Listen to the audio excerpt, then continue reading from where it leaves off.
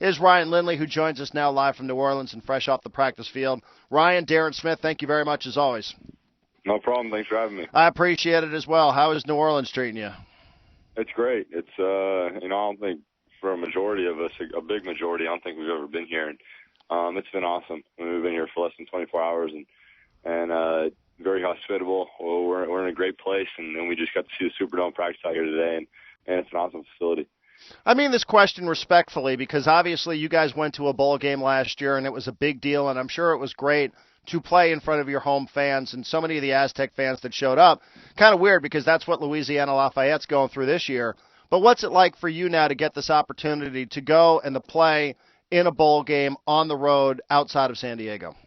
It's great. I think it's, it is kind of a weird role reversal we got with, they're basically going to be in the same position we were last year and having a ton of people here.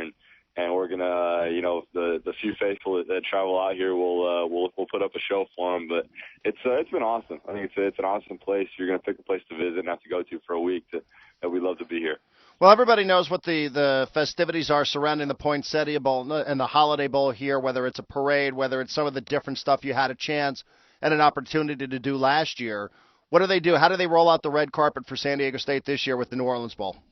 Yeah, it's great. I mean, we're at a hotel right on the riverfront on the Mississippi, and we look right out there. We're a couple blocks from Bourbon Street, and it's really we're pretty centrally located. You get to get a feel for the city and just see what's going on, and we're here for business, but at the same time, they're definitely showing us what everything there is in New Orleans has to offer. You guys have a curfew? Yeah, of course. We I think it's 11 tonight, and then I think it'll be 10 the rest of the week, and we'll get enough time to go and check out the city and see what's going on. And at the same time, we're going to be pretty focused during the day doing work and meetings. And then I'd say 8 to 11 tonight, we'll be able to check things out. 11 o'clock? Man, that's kind of early. Coach Long a little strict there, huh? You guys are in New Orleans. Things don't get going in that city till like 10:30, 11 o'clock.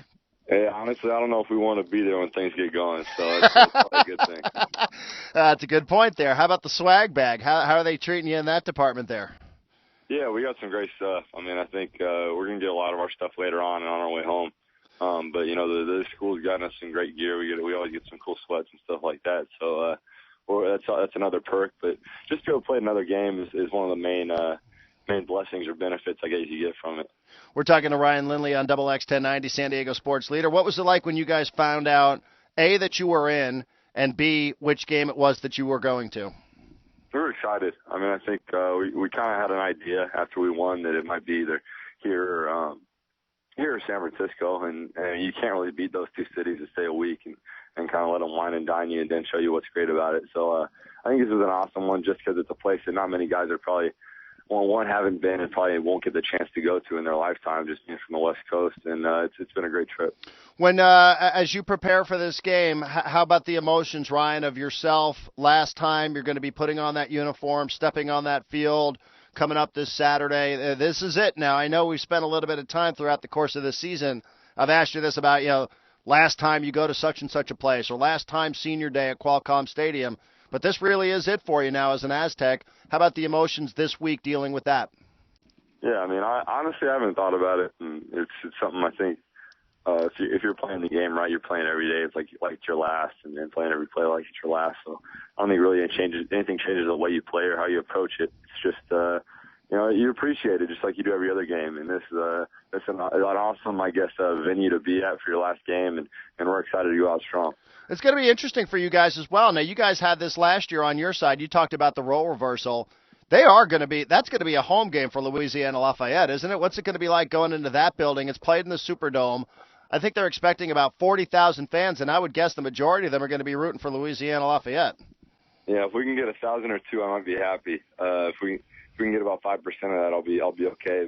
But everybody will be dressed in red and black, so we can pitch it like we had more than that. I like it. That's a good call.